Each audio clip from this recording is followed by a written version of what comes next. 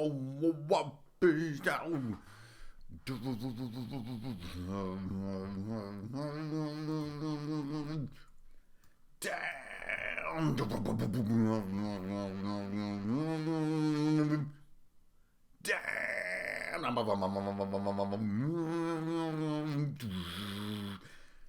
people have asked why I do these 2-minute interludes before the video starts. It's because people got to get through the doors, man. Doorbuster.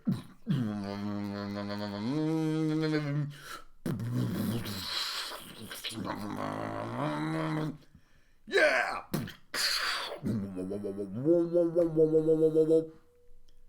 File in, my people! It's Friday night. Greetings to everyone across the earth.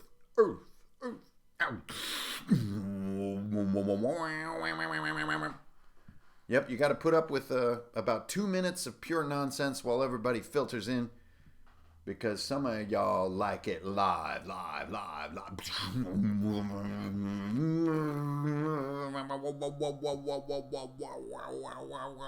And we'll all float on again. And we all float on again.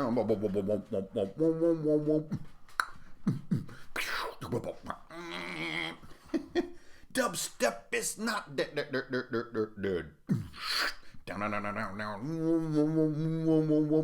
And we'll all float on again.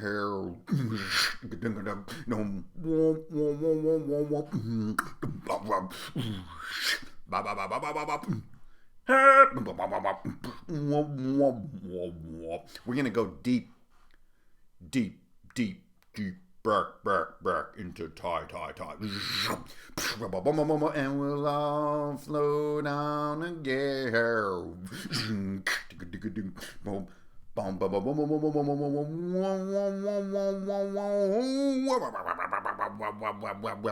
We'll all float on again.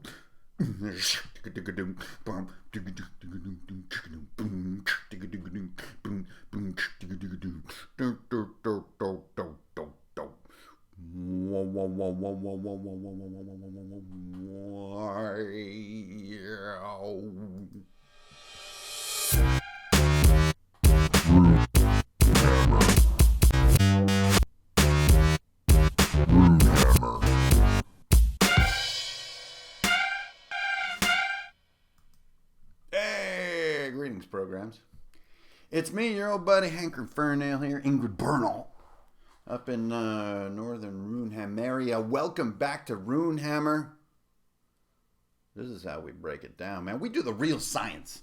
You know, you can't just hit up a huge topic and then just walk away. It doesn't work that way.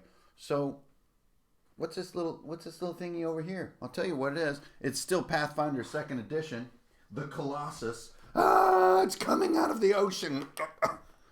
Get off my face. Get back in my backpack. Good Lord. You don't want to be putting that thing in a European carry-all because it's too damn big. Hey, everybody. It's your old buddy Ingrid Bernal here. Hank Fernail, that's me. Drunkens and Dragons, Runehammer.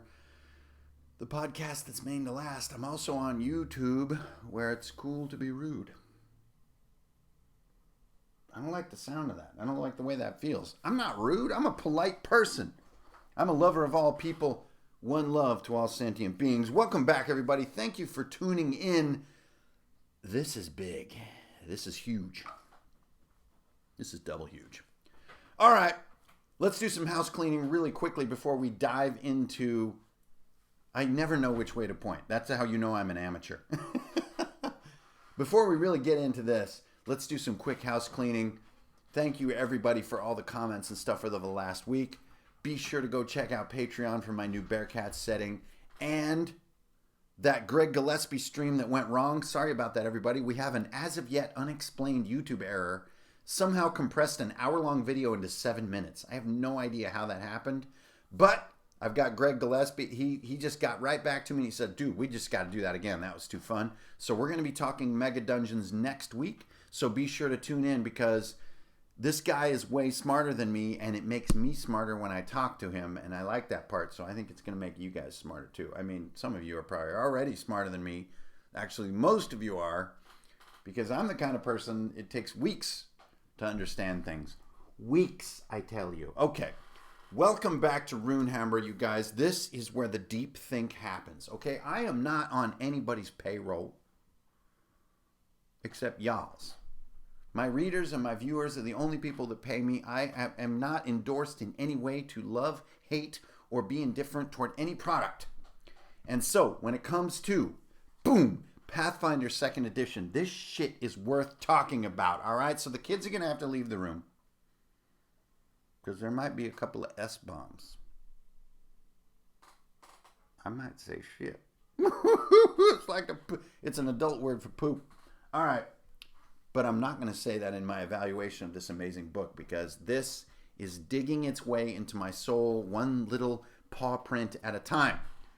Pathfinder 2nd Edition is the rabid chipmunk of RPGs. Okay, so let's get into the dirt of it. Thank you guys for tuning in. Let's get gnarly, shall we?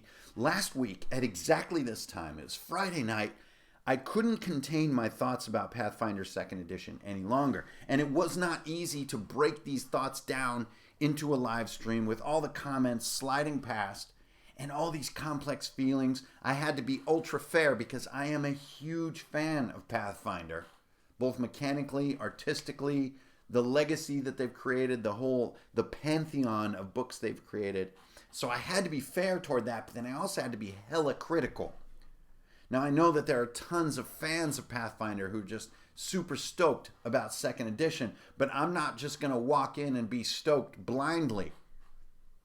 I am like a lot of you guys and girls out there. I am a person of rigor and study and research. I go into the basement of Minas Tirith, yo. I don't stand up on that cool pinnacle and look at Mordor all day. No, that's not for me. I go down in the basement with I'm told this is called red wine. Apparently, it's good for wizards.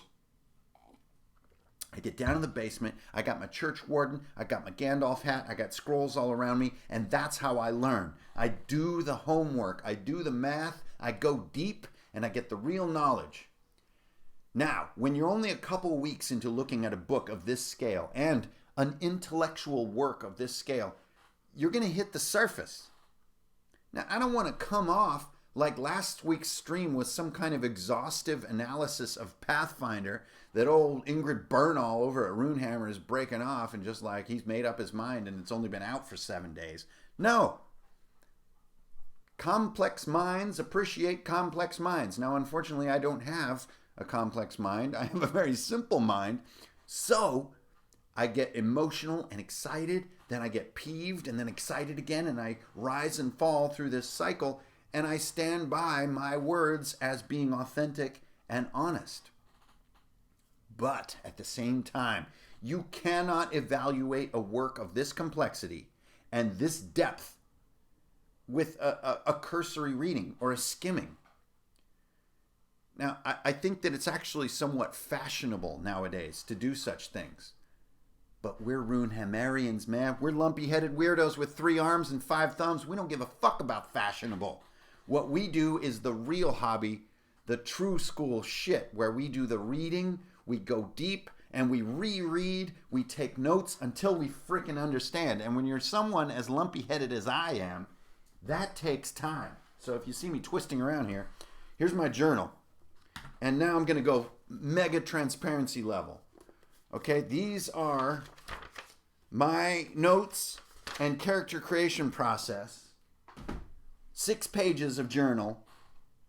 The first 2 were to create the first video. The second 4 were tonight, this afternoon. So I realized that I owe it to the world to go deeper and to myself, man. That stinking Pathfinder 2nd Edition book was over on my shelf just like calling my name. It's like the Lady in Black with Harry Potter where he gets yanked into that train rail at the end. That was me. And so I'm like, whoa, that's not cool. I had to go deeper. Okay, so here's what I did. This is like transparency level 10,000. It's just over 9,000.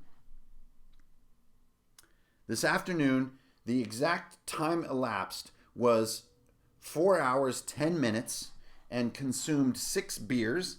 They were a Veltins Pilsner, which is a delicious beer. 6 beers, about 4 hours, and I went page by page with Pathfinder 2nd Edition and took notes. Now for me, taking notes, I'm a visual learner, as Greg Gillespie says. I learn by writing what I think. So I don't necessarily take notes to lock down what I'm thinking. I don't necessarily take notes to have opinions. I make notes so that I remember what I think about what I'm reading. It's very easy to, I don't know about you guys, but for me, it's very easy to read and it just goes through my brain. It just goes sort of in the front, feels very good. And then when it exits the back, I don't even notice and it's drifted and I haven't really realized it.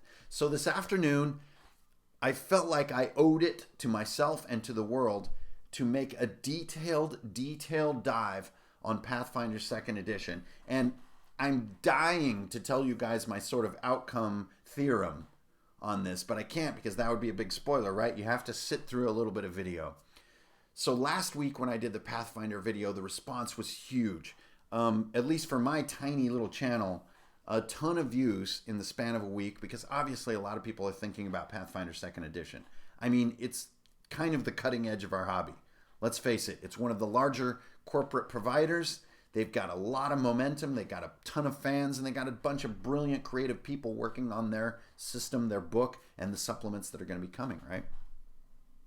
And so I put out this video last Friday, and the response was so great. And granted, there was a little bit of turbulence with this topic and the other topic, but mostly, and I got to give you guys all the credit, the comments are deep and detailed and frickin' fair. Like, I didn't really give that. I kind of said don't buy it last week, right? I mean, that's kind of was my verdict. It's like the hardbacks. I know PDFs are relatively affordable, but I like to buy hardback books. It's a little expensive. I also said the difference from first edition wasn't quite enough for me to be that excited. And the degeneration from Wayne Reynolds dominating the art scene to taking a little bit of a backseat and sort of other artists sort of imitating his style. These things led to me saying, I don't know. But bless the RPG community and the Pathfinder player community, the Runehammer community, for sounding off in detailed and fair ways and just being straight up scientific about this shit and being nerds and dorks as we used to be called. We're not called that anymore. Now we're just called smart, awesome RPG hobbyists. Those terms are outdated. Even the word geek, I think, I'm not having it anymore. What we are is we're RPG hobbyists. We're not nerds, we're not dorks, and we're not geeks. We're cool people doing cool shit, and some of us want the detailed rigor to not only have the knowledge, but also to say thoughtful and fair and helpful things to other human beings. And it's goddamn beautiful is what it is. And before I even start what I think after my deep dive, I want to say a huge heartfelt thank you to everybody who sounded off in such a detailed way on last week's video about Pathfinder. I know that it's easy to be like dogmatic and axiomatic and extreme and poopy pants about all this stuff. But that is not how people generally are. That is the vast minority of people. The great majority of people in our hobby are fair and patient and calm and loving and awesome. So thank you. All right. Now the deep dive. Let's get dirty. Let's make some mud pies up in here. Now, I put down so many freaking smiley faces and frowny faces that you guys are going to have to excuse me because I never do this in videos, but I might have to look at my notes. My notes are somewhat copious. Okay, this is my third Pathfinder 2nd Edition character that I've created. And I've created pretty much the same character every time to try to sort of, wear a groove in the road, so to speak. And it's been a dwarven fighter. Now, I feel that the first time you ever make a character in a system, you get a very unique and exciting experience that has a lot of opinion. But only after 2 or 3 or even 5 or even 10 or 20 characters in that system, Then you start to see all the funny little crisscrosses that to me really qualify the term deep dive. So I haven't made a bunch of characters. This is only my third character. This stuff is brand new.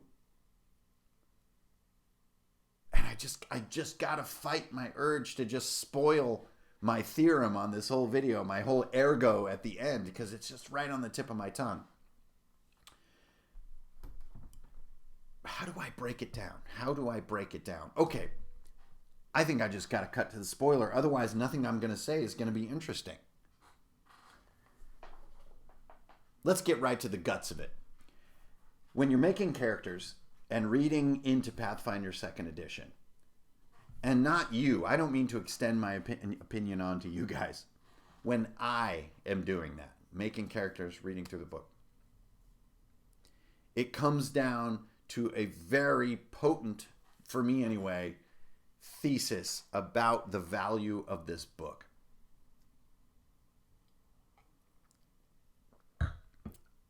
The character creation process in Pathfinder 2nd Edition is one of my favorites of all time. It, I think, is actually so fun and so Toys R Us catalog feeling. It's actually comparable to Burning Wheel, except Burning Wheel has a baffling, unplayable mechanics set that once you start creating your character, you realize you're never going to understand how to play that character. I'm sorry, Luke Crane. I don't mean that as a personal affront. Burning Wheel is genius. But making a character and conceiving a character in Burning Wheel was so exciting until you realize you have no idea how you're going to play that character. Pathfinder is 2nd Edition as you're skimming and taking it in and thinking, did I waste my money? Did I get my money's worth? I'm looking at the art. I'm looking at the overall stuff. I'm looking at the vibe. I'm checking for innovations on 1st Edition, right? This is everything I talked about last week. On that front, not so exciting. But each time that you go in to create a character, you start seeing little things in the Toys R Us catalog you didn't notice the previous time. And you get less annoyed by the page callouts to go forward and back.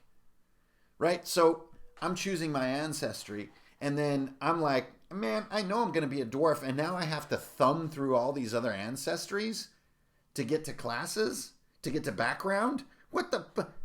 They can't make a book that's just going to cater to what I want. The first time I got grumpy about it. The second time I was a little bit like, oh wait, it's actually pretty easy. I got a Post-it note in here now. Third time,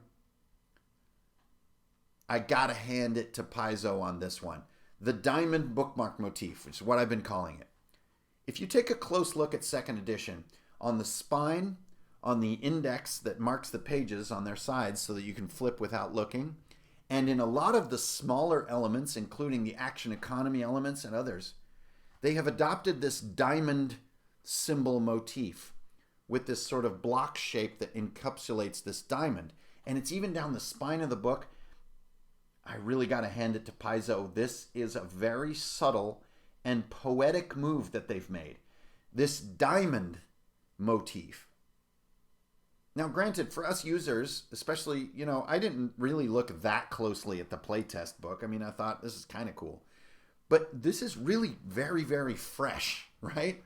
And it took me a few weeks to really notice how nuanced and subtle and beautiful this design decision they made is. This diamond, which is nothing more than the shape I'm describing. It's a frickin' rhombus.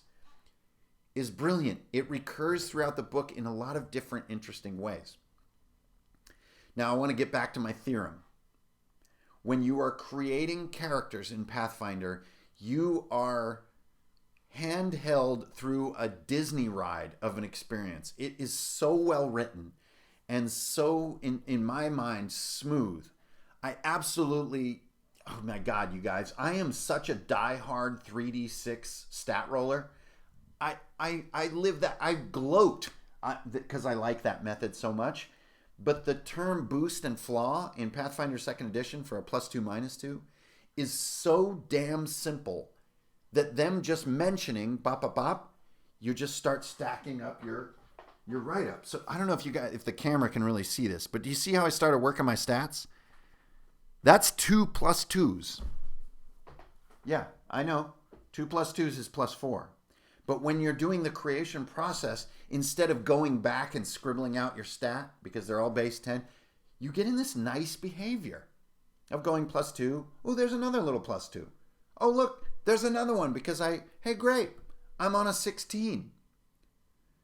I was such a huge hater on this until this third character that I made. I freaking love this character. But I don't love the character for just what it is. What's his name? Scarl Boneblade.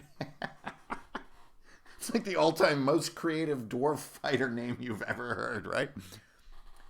It isn't the character that I like. It was the feeling of creating it to be what I wanted him to be. I wanted to make a shield dwarf. The first character I made was a dwarf fighter that was like DPS, to use the MMO type term. So I took vengeful hate and all that other stuff. Then I noticed there's a couple pages on shields. As I move forward to do equipment, oh man, this is more data than I've ever seen on shields. Now there's a bunch of frowny face stuff. Raise shield as an action, oh my god, but don't let me get ahead of myself. Character creation in Pathfinder 2nd edition is probably the supreme form of high bonus compound style 3rd edition D&D RPG gameplay that has ever been created. It is so fun. And I even got grumpy about looking at my class. I knew I'm going to take fighter because I can't move on to other classes until I really get a conceptual handle on fighter, right? I'll make like 7 fighters before I even think about making a ranger. But the way they put it together, especially, oh my god, I love that page where they visually lay out all the ancestries and the classes. And you're visually choosing, almost like playing Street Fighter Turbo, right? Like boom, boom, boom, boom, boom, boom, boom, boom, boom, boom, Japan. Like it had that feeling of like letting me visually choose. And if you guys know anything about index card RPG, my game, the first step I always recommend in character creation is to pick an image, to pick a token or a miniature. Pick your visual first and then build around it. And Paizo gave me that means. So as a player, creating characters, I think it's absolutely amazing. It's fan-frickin-tastic. But I have a pretty fun note over here. What page does it mention? Just like at the end of that page, just stop. It's about 417. Where is it? Here we go. As you can see, I have a ton. And I posted, if you guys don't follow me on Twitter, you should, because I posted detailed photos of all this. Here we go. On page 417, just end the book and call it a player's handbook. And I think this book would go down in legend as one of like the best books ever. That's still 417 pages just to do a player's handbook. But man, does that seem more processable than 640. Okay, and then here's my thesis. And if you guys want the short version and you just want to sort of get my opinion and get the hell out of here and go enjoy your Friday night, here it is. As a player creating characters, this is one of the most cutting edge, well-written, and well-constructed and laid out books that the hobby has ever seen. And then the minute that the character creation process is over, it freaking does what I used to call in Colorado growing up a crocodile mile. You guys ever heard of the crocodile mile? It's kind of like a slip and slide with like where the nails are sticking up. So like when 12-year-old kids are sliding past these nails, they make what we used to call curly fries. That's where like an exposed nail catches one of your nipples and like curls it right off your body. And then they deep fry that shit over at Bennigan's. And no, no comment about social media like Twitter is accurate. The amount of information in human beings on these platforms is so big that generalizations about it are not useful. So please come over and hang out on Twitter. There's a lot of interesting and great people there. You need to control your feed. You need to control what you see and what you think about. But you're lumpy-headed, brilliant people. You can do that. After page 417, Pathfinder 2nd edition face plants. It does a crocodile mile. So, as a player, and seeing forward to the potential of Pathfinder 2nd Edition, I have to backtrack a little bit on my initial impression. I think it's freaking amazing, actually. I love the way that their level progression works. I love the way that they're teasing you toward the player rewards. From a player perspective, it's just like, I cannot wait to start to evolve into this stuff. It's so cool. It's a Toys R Us catalog. Then I get to playing the game. Okay, that's, chapter toward the middle there, middle end. And I'm like, things are starting to feel a little bit funny. Like, Ray's shield is going to be in action. And, like, I was really excited about my shield for a minute. But then, do I really need to sort of every turn or, like, occasionally mention that I'm, like, doing this with it? I don't think so. Because remember, you can always homebrew Pathfinder. You can like remove a lot of this stuff as like details that need to be spoken at the table. Okay, cool. I'm feeling better again. Okay, the playing the game section in the book. All right, yeah, I may have several little gripes, which again, if you look at the photos that I posted of my journal, you can see all the detailed gripes that I have. But overall, wait a minute. Yeah, I think I'm feeling pretty good actually, It's high DC. It's lots of bonuses. Oh my God, this crap with ranks. Instead of just telling me that a proficiency is +3, you're going to tell me that I'm trained or whatever, level plus. Why? Why even bother with a blanket proficiency bonus so that you can kind of be like 5e? Just let it go, Pathfinder. You don't even need that part. You really don't. You could just tell me I'm good or bad. And good is level +1 and no, good is level +3 and bad is level +1. Something insanely easy. I do love how they make that proficiency bonus a sort of formula based on your level. That's always fun. But for the first 3 to 5 characters, I keep on forgetting like what an expert is. And that's what they tell me. They never give me parentheses for the bonus. I just want to write the damn bonus down. I don't want to write the word expert. Okay, whoa. There I'm getting into the weeds. So I get through the playing the game section, and I'm feeling like, yeah, actually, this is basically Pathfinder 1st Edition, but it is a little bit cleaner, and it's more well written. I'll give them that. The clarity with which they're walking you through the concepts, it is superior. It is refined. 10 years have not passed in vain.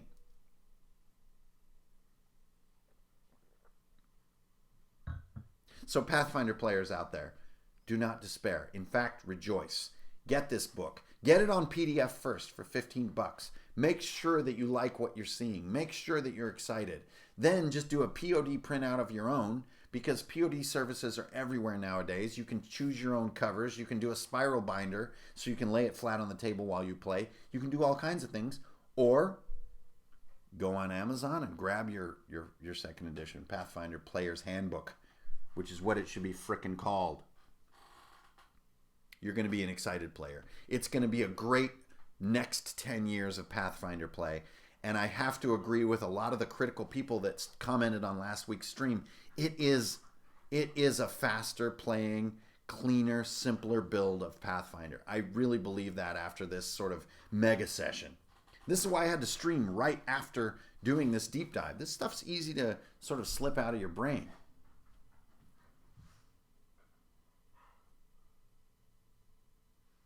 I hate reactions, by the way. I wish they would just not do that.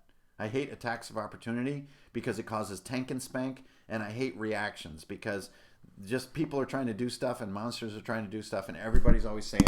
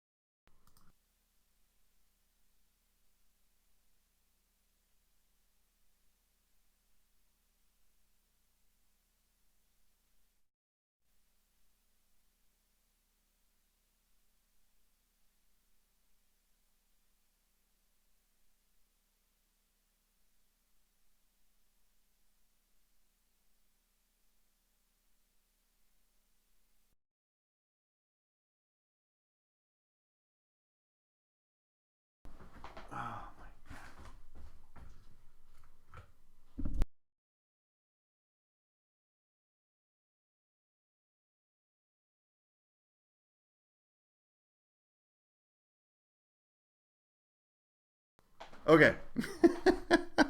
So apparently when you knock over your snowball and the thing unplugs, like... Hey guys. If you can see, I have a battle spike on the top of my snowball.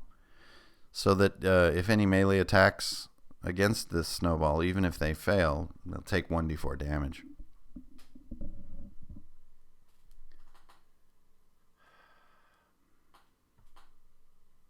That's how you know it's Runehammer. That's how you know it's real. Yes. So I have my little gripes. I also have my loves. I love the shield rules. I love the way that hardness is a damage soaker. I love that the shields have variable stats, and I love that the shields have variable action. I like that shield block is one of the first properties I can take for my fighter. I like all this shit. It's dope. Now let's get back to the guts of what I'm trying to say. After page 417, you get into the how to play section. It's pretty decent. Why is the world lore in this book, if it's a player's book? No. That's fine, whatever. World lore has never been interesting to me. I always make my own worlds. I don't know why anybody would. Now it's time for me to get into the gripe section. And you know, there's a couple of large frowny faces. Large frowny faces. And they're all right frickin' here. When Pathfinder gets into talking about how to be a game master, they give me the rage. I don't... Oh, no. The wine... Thank you, by the way. The wine survived the knockover. Isn't this stuff crazy? Apparently it's like grape juice that's very old. It's quite delicious. I didn't roll a 1 on my speak check. I rolled a 1 on my dex save. Oh, by the way, I love the 3 save systems they do, except then they want to call it back to have all this sort of compound stat stuff. Anyway, that's different. Let's get down to the frickin' point, shall we? Please. The game mastering section of Pathfinder 2nd edition. Have an endpoint in mind when you make an adventure or a campaign. No! No! Don't do that! Don't do that! The players will come up with things you could have never imagined. If you think you know where it's going to end, you are wrong, my friend. Wrong! Oh my gosh, this one killed me. Creating an adventure is more challenging than running a published adventure. It said that. That is dead freaking wrong. Running published material is extremely difficult. Any of you guys out there and ladies who have done it with any degree of accuracy know it is excruciatingly difficult, and it can be very slow too. It's very hard to do if you're actually true to published material. But if you just kind of read some stuff and get inspired and then kind of hack your way into some simpler monster situations and encounters, that's doable. This feels like some kind of weird agenda to me. Don't make your own stuff. Oh, no, it's much easier to buy the published modules. Oh, get out of here. You kidding me? That's just a crock. It really sticks me in the nuts to say that. XP budget. That's my next one. Let's make an XP budget and then figure out our encounter so that it perfectly fits the level and capability of our freaking hero. Get out of here. Are you kidding me? Dungeon Masters are not doing that. Make an XP budget and then calculate out the value and the monster challenge and the thing. I don't even have the bestiary yet. And I'm just like, what? How about there's 8 goblins? No, fuck that. There's 1d12 goblins. They jump out. Wait, how do I run a goblin? Well, I don't know. They hide as a free action and they got like 7 hit points and they have a 1d4 sword attack. I don't know. And an AC 12. See, that's why making up your own adventures is easier.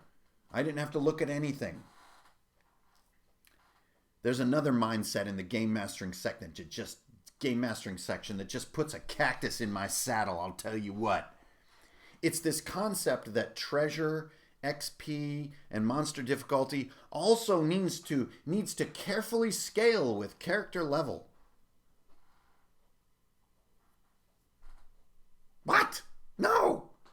The world is the world. Do you think that when you go out and try to get a job, the difficulty of getting the job scales to how experienced and how old you are? No! The world is the world. If I'm 20th level and I stab a goblin in the face and it has 1 copper piece, and that's not enough treasure for me to care about, that's because it's the world. Not because I need an amount of treasure that is pursuant to my level and it's just like, ah! I do like the DCs in Pathfinder are widely variable. They offer a lot of detail, and I like that. That is in the game mastering section. So I'm not just pooping on everything I see. But the overall mindset of the Pathfinder GM as it's presented in the 2nd edition book is really abominable to me.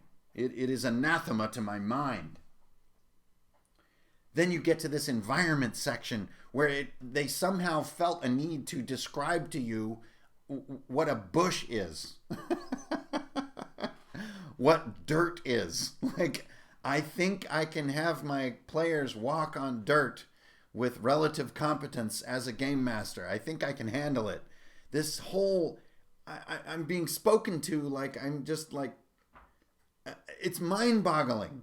Like, all of us can visualize what it's like to walk on a sidewalk or walk through bushes. Like, I don't need... Okay.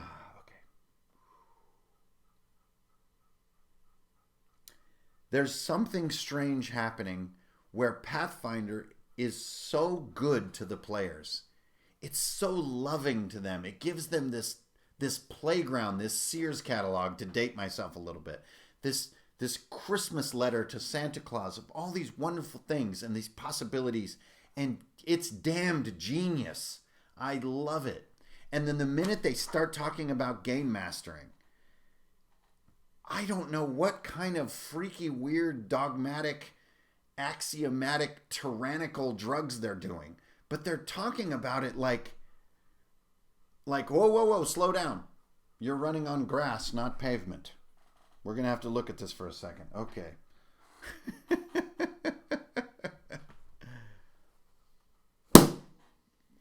Yes, thank you, Raptor Jesus. You just keep pace, because if you don't get an amount of treasure from an encounter that's pursuant to your level, it's probably you didn't do your XP budget right. No, okay.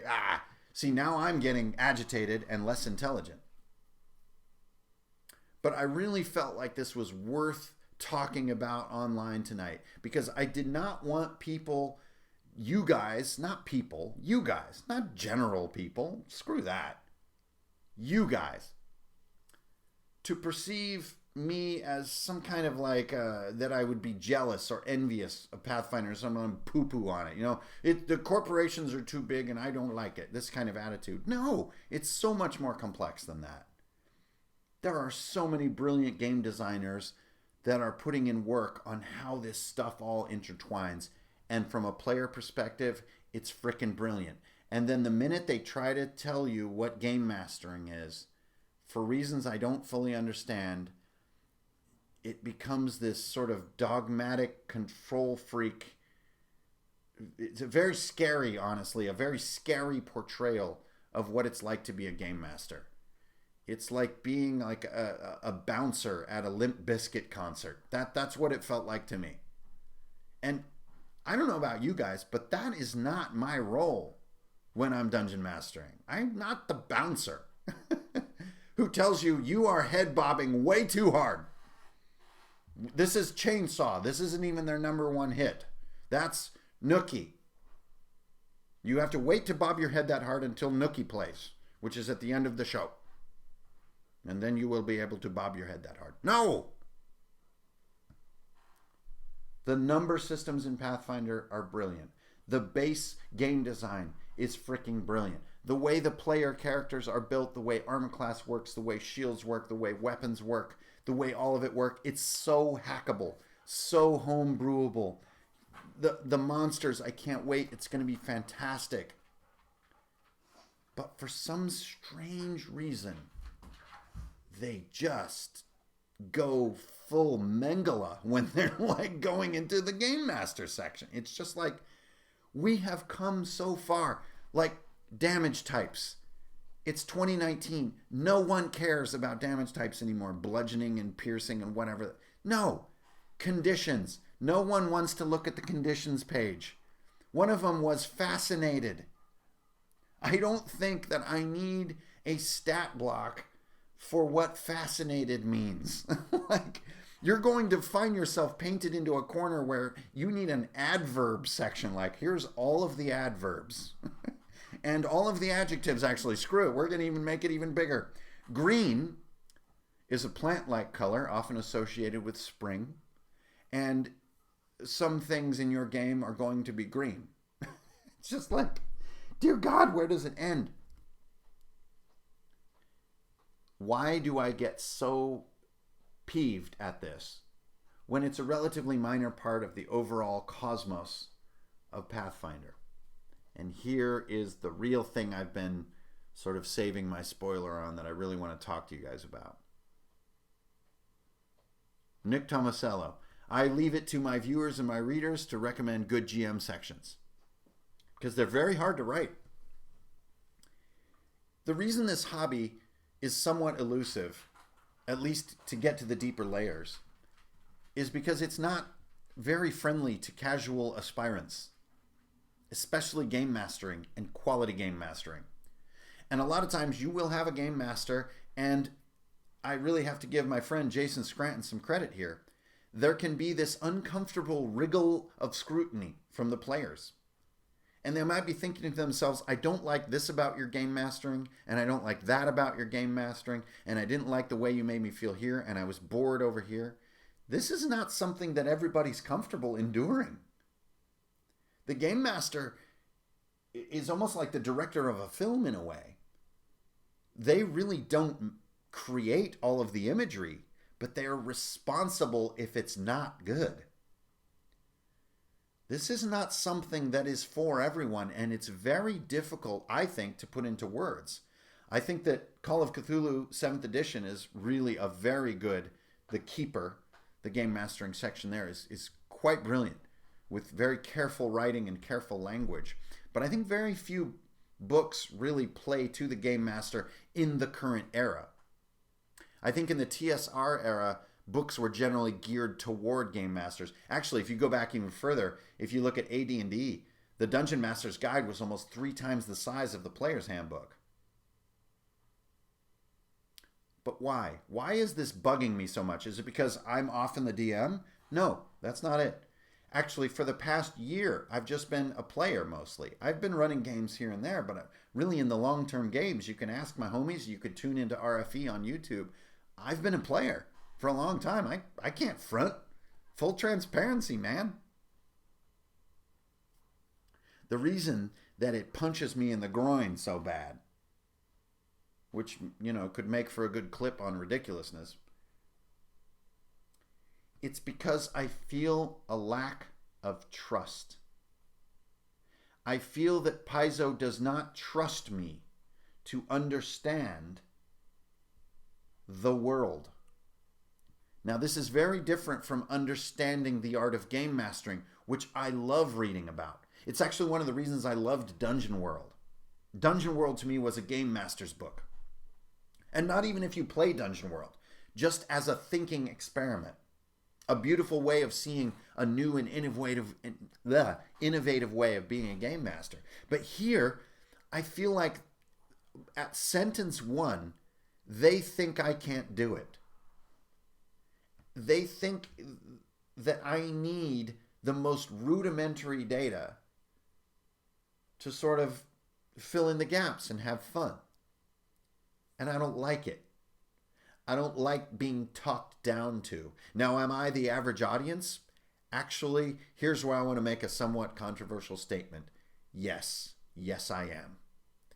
Dear Pathfinder, I know that you want to pull a bunch more members into your readership and you want to expand your audience ad infinitum so that all of the shareholders of Paizo can buy yachts. But the actual reality is that a lot of people here playing Pathfinder are familiar with role-playing games. And the game masters who have the guts, the gumption, the research skills, the smarts, the recall, to be Pathfinder GMs are already brilliant. And the beginners, I don't think, are behooved by this kind of stuff. And this absence of trust to me is very, very sad and disappointing. Does it undo the value of my excitement about Pathfinder? Absolutely not. No, it doesn't. After making this third character, I know that makes me a complete beginner, and I'm okay with that. The second edition, I'm okay with that. You guys can evaluate me on that basis. But I really, really enjoyed making that character. And I was thinking to myself, man, I would love to have like a dope second edition Pathfinder GM who's just like ready to pop like right now. It would be so fun to really get a feel for this. And in coming weeks, I'm sure that'll come together somehow. And I know that the beginner also needs to be brought into the art of game mastering. But this is not the way you do it. The game master is not cultivated by telling them every fact they could ever want to know will now be written and they can look it up. No. The ultimate game master, especially the beginner, can be created by punching the board. Punch the board. This is how Pai Mei teaches you Kung Fu. You punch the damn board. You do not read a stat block for a slamming door. Or ask yourself, ooh, I need to look at page 527 because that's where it has the reflex save of a floor panel. So that we can do a contested reflex save to see if you can not spring it. To me, even the beginner game master needs to be told it's okay to fuck up, to be boring, to be mean. It's okay to be overly lethal or under lethal. It's okay to forget your NPC funny voices. It's okay to make up a reflex save on the spot. It's okay to say the wrong DC for a freaking dart trap or for a red hat, which is a 5th edition monster. And I guess throw it in Pathfinder, why not?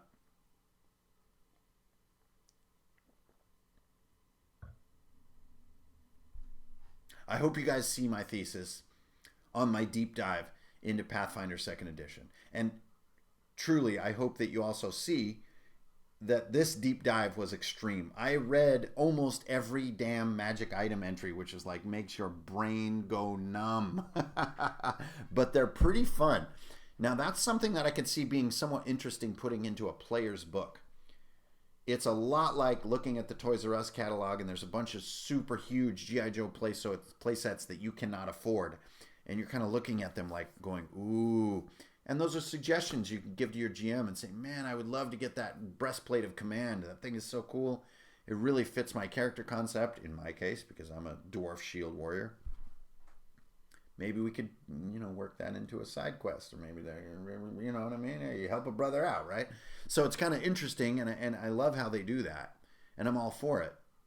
I love how they fit their downtime activities on one page. That's kind of interesting. It kind of makes a statement that Pathfinder prefers to live in its other two modes. I like that they use the word mode for explore versus encounter versus downtime. I like that.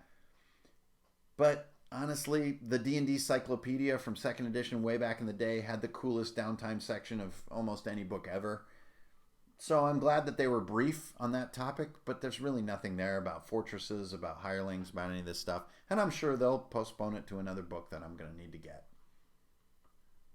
Even their explore section is pretty damn small.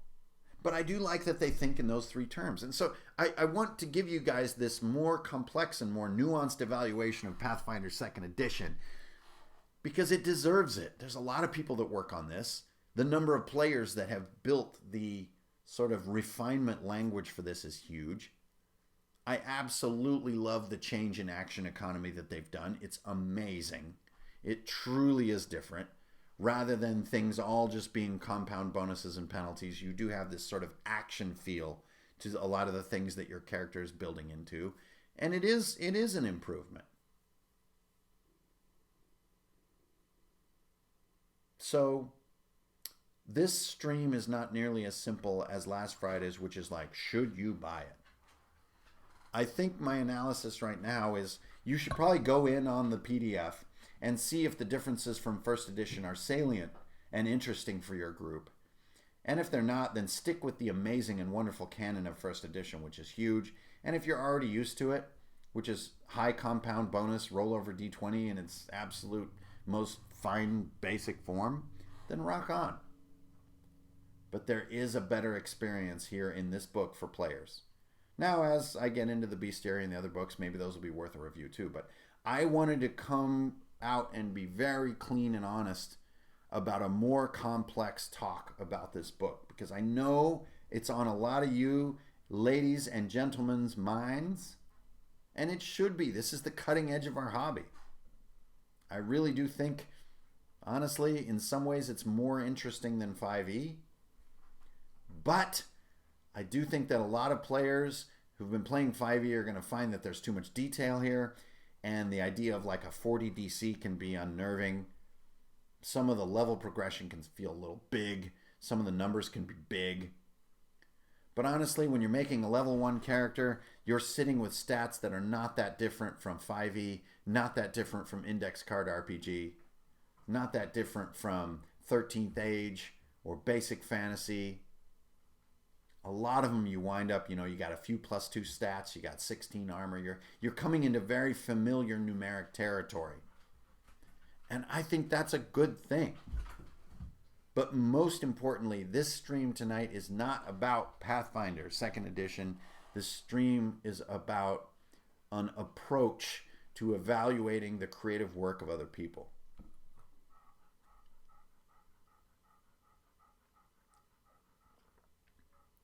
Too often in the YouTube era, we have unboxings and first impressions and this kind of thing. And even me, who is like die-hard devoted to the concept of authenticity, I succumb to it too, because of enthusiasm, because of incitement, because of strong opinions. But to me, the true roots of our hobby, and I don't mean to say back in the day, I mean across all generations, from today back to the beginning. The roots of our hobby actually were reminded to me by a strange off-color comment, which is someone I think was trying to sort of put down Pathfinder a little bit by saying, I want to have fun. I don't want to feel like I'm going to school. And my response was actually, I think that the RPG hobby is actually a great fit for recreational academics. People who love doing research, who love difficult to grasp concepts, who like reading, and who like retention and comprehension. Being a recreational academic really sets you up to have a great time with all RPGs.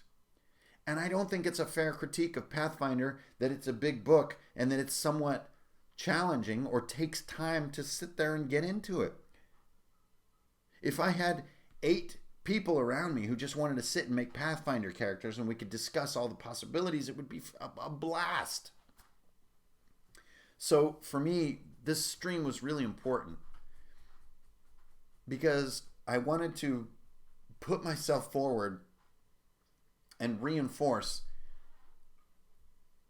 that this, I think, is a real essential part of our hobby, is being patient, bringing that book back off the shelf, taking another look, a third look, a fourth look, reading the section that you skimmed the second time, cross-referencing the sections that you kind of moved past quickly the third time, starting to see why the sections are in the order they are, starting to see why certain choices would be brilliant and others would be a little bit crazy, starting to see which sections seem silly and which seem genius, where you should be putting your post-it notes, circling things in pen and defacing your lovely book. To me, this is the hobby. This isn't something that's wrong or right with Pathfinder or any other RPG system. This is the hobby that we do. We are recreational academics. And I think the only place that these publishers fail is when they forget that fact about us.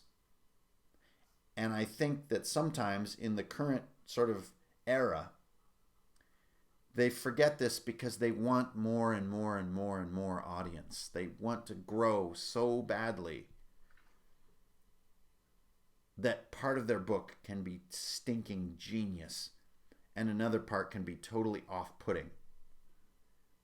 because that yearning for growth. And I want to sound off as an individual and as a representation, as a representative of you guys as an audience and as a readership and a viewership, that the recreational academic is what we are. We are not afraid of reading. We are not afraid of things that are hard to understand on the first go through. We are open to complex recall, to taking notes, to slow synergistic thinking. We are open to this stuff, and actually we freaking enjoy it. And I want to come all the way back to the beginning, like Gandalf in the basement of Minas Tirith. That's what so many of us are like as hobbyists. Not all of us have 10 super cool friends who are into RPGs. The hobby can take its own form, an academic form, a research form. And I wanted to make sure that I sounded off in a very clear way that that's what I'm currently doing with Pathfinder, and it's not something I can flippantly evaluate after a couple weeks. This is going to take years. You guys, thank you for tuning in so much. If you guys want to, we have a little bit of extra time here. If you guys really want to sound off with specific questions that maybe I can help with, I mean, for a gentleman of a relatively median level IQ, I hope I can help. But if you just put all caps question before what you ask, it'll jump out a little bit in the chat flow because it's just rocking by right now. Then I would like to help if I can. I am like saturated with Pathfinder 2nd edition right now. I just like, it's really fun to be in a bar too and sit there and you're doing a research project on Pathfinder. People do not know what the fuck to think. So if you're like me and sometimes you worry that recently the RPG hobby has been getting too popular, like I worry about that, go take notes as you read Pathfinder in a bar. They look at you like you're a zebra wearing galoshes, okay? And it's a damn good feeling. A damn good feeling. So we just have a few minutes left. And sorry about the stream with Greg Gillespie. That was just such a train wreck, but we're going to get back. How do you get robot hands in real life? I don't find that joke terribly funny, being an amputee, so good luck with that. Moving on.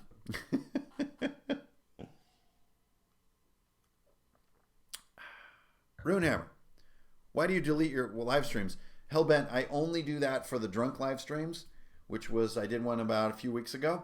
And then with Greg, I deleted it because it was jarbled. It was completely incomprehensible. But yeah, when I do a really drunken one, I don't let it archive. Do you have any tips for making loot tables in ICRPG? Yes, I do. Wilhelm, make sure you can fit your mechanics for each piece of loot on one line. That's your rule.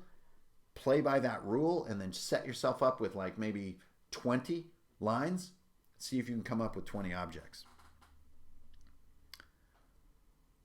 Yes, it will absolutely work at 15 plus levels, but you're really, by the time that you get there, you're going to be so familiar with the system, I don't think the math is going to be cumbersome. The monsters will be cumbersome. The ability of a monster to survive 15th level Pathfinder characters, those monsters are going to have to be insane, like insanely powerful. Is it simplified when compared to PF1E J-Fried? Yes. I wouldn't call it simplified, but I would call it better put together. And the hugest change I think that I can see, by the way, their encumbrance shit is bullshit. Forget about encumbrance. I know it's somewhat an innovation in 2nd edition, but this is 2019. Nobody cares about encumbrance. Just do slots.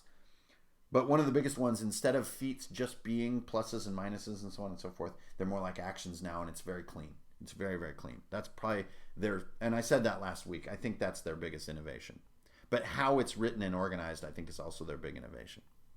What is the name of the wine? This is Pythian Rock. This is the red wine that I very much enjoy. I like the Giocato as well. Question. What types of encounters do you think run better in this compared to other rule sets, and why?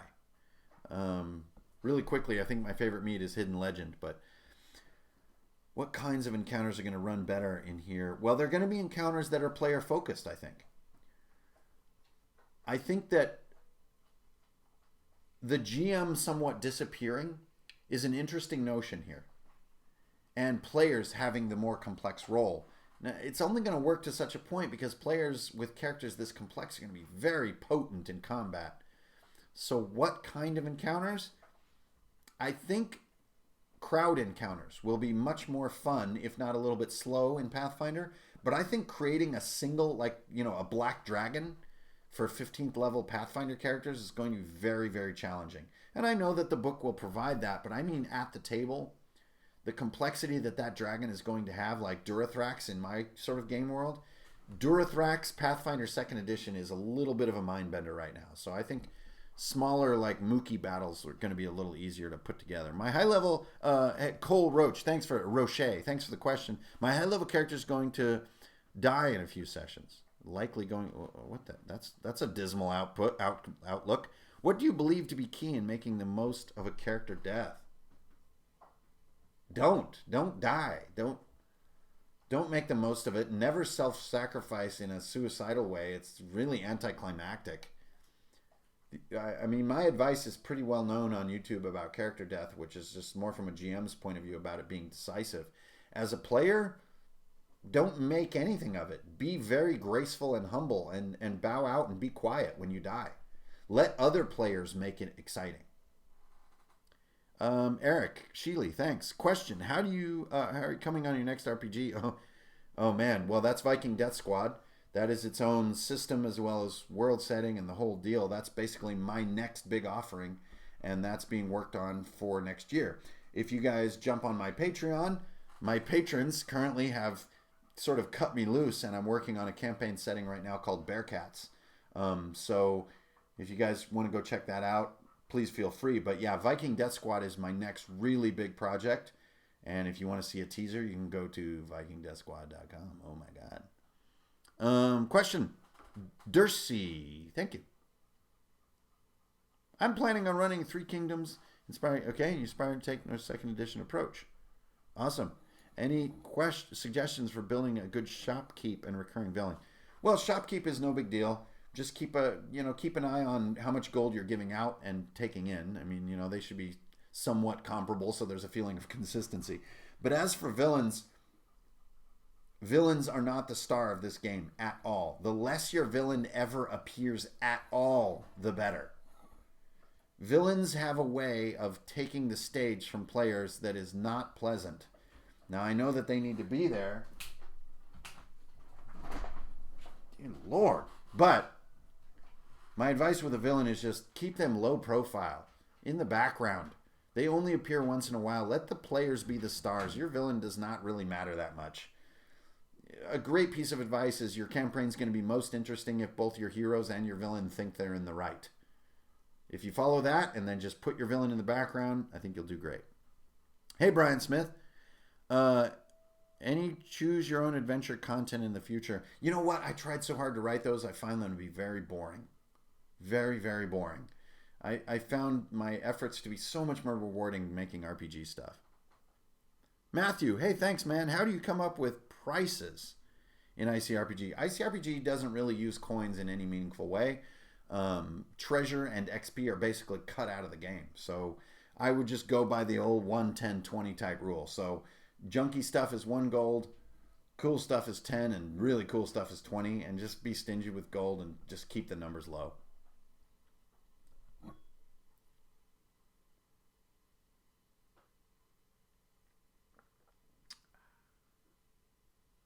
If that's it, then I think we're about done this evening. You guys, thanks so much for tuning in. I hope that my message is meaningful tonight. I know that my videos aren't always like nice little 10-minute sound bites that can be quotable and make good clickbait. And I know that I generally don't talk about highly controversial things like things that are broken in games or, bad stories of vile things that occurred. It's not really my style. I would like to think that I'm a lot like the sort of, RPG hobbyist out in the wild, that I am taking in the latest stuff that's coming out, trying to learn it, decide it if I want to get it into my game with my players. God bless them. You guys know who you are. I don't have a lot of gimmicks, and so sometimes this can limit my growth as a channel, and I think that's okay. So I hope that you guys appreciate the sort of mindset that I'm trying to come at this video with. Here's another one, Bluebot. Question, do you plan to discuss Cthulhu 7e? Absolutely. That book is so exciting. So this fall, basically, I'm not buying another book until Christmas because I've got PF2e, I've got Cthulhu 7e, and I got Barrow Maze to grok. And I don't want to be shallow with these. I want to go deep. That's why I'm interviewing Greg Gillespie next week again, because we botched our stream. But when I see a book that inspires me to that level, I just got to email the creator and say, hey, will you come and talk? So 7e will definitely be talked about when it comes to Call of Cthulhu, because I just absolutely love it. Did your opinion change? No. Adam Chisholm, thanks for the question. No.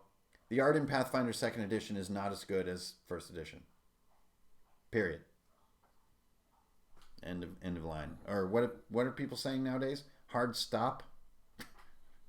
It's like send it. It's a silly phrase that I have not yet learned to adopt.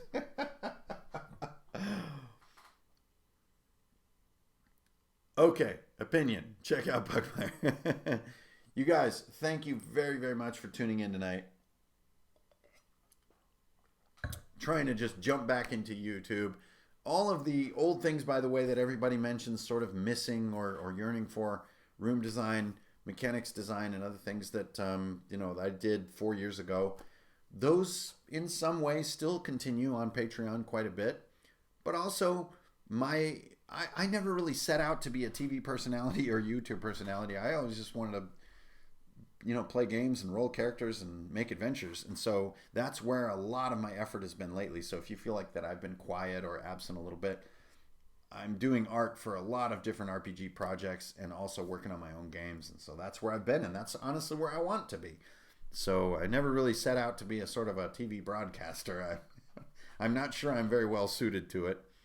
Why aren't you running for president? Because I'm waiting.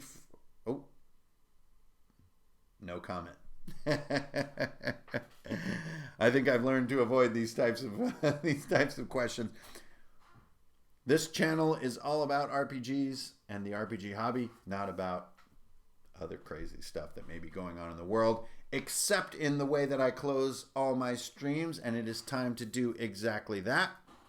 Is it better to get the ICRPG on Amazon? Go to DriveThru, because everyone who gets my book or any of my products on DriveThru RPG gets free updates for life, and that includes tokens, map sets, and other things, as well as revision PDFs for everything that I make, free forever, if you go to DriveThru RPG. Amazon does have cheaper shipping and a little bit faster delivery, but you won't get those free digital updates for all time. So I like to really, really embrace my readers with the deep, awkward man hug. The way that I end a lot of my streams, the way that I want to end them from now on: one love to all sentient beings. And, I know that everybody out there is going through crazy shit right now. The world is a wild place with a lot of ups and a lot of downs. All we can do is try to make it just a little bit more better than it was today when we go and we attack tomorrow. So get out there and do your best. Stay strong. Hang in there, everybody. And thank you so much for tuning in. My name's Ingrid Bernal, your host up here in Runehammer. You guys get in these comments as you start to get deeper into Pathfinder 2nd edition. Let me know what you think. Am I freaking crazy? What classes are you building? How long? My third dwarf fighter took me 37 minutes to roll the character up complete. So this sort of thing that it's Pathfinder and it's too complex, it's not real. It's just trolling. It's a totally reasonable amount of time to roll a character. So let me know, how long is it taking to make your characters? What characters are you making? What are you looking forward to? Are you guys already running Pathfinder 2nd edition games? Holler at your boy. That's me, Ingrid Bernal. Keep it real, don't steal, and you're always going to get a deal. Strength, honor, and, well, usually I say beer, but, this old-ass grape juice ain't half bad. I'll see you guys on the internet. Thanks for hanging out. Have a great weekend, y'all. Peace.